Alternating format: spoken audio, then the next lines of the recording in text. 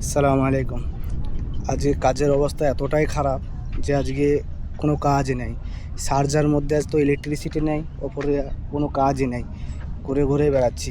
আর আজকে যে জায়গাটা এসেছি এত সুন্দর একটা জায়গায়, জায়গাটায় আমরা সব সময়ের জন্য আসি অর্ডার তোলার জন্য। এখানে প্রত্যেকটা রাইডারই আসে এখানে অর্ডার তোলার জন্য।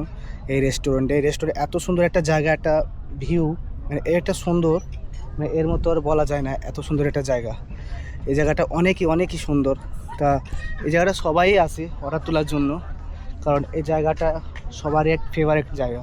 কারণ এখানে এত ভালো একটা জায়গা, নিজে এখানে যদি অর্ডারও আসে মানে কিছু ফিল হয় না, যে অর্ডার লেট হলেও কোনো কিছু মনে হয় না। কারণ এই জায়গাটা একটা সুন্দর একটা সমুদ্রের এক কিনারায়, মানে ঘুরতে এতটাই ভালো লাগে এই জায়গাটায়। অর্ডার আসলে তো অর্ডার এদিকে রেডি হয়, দ্বিতীয়ত এদিকে আমরা একটু ঘুরেও নিই তার ফাঁকে।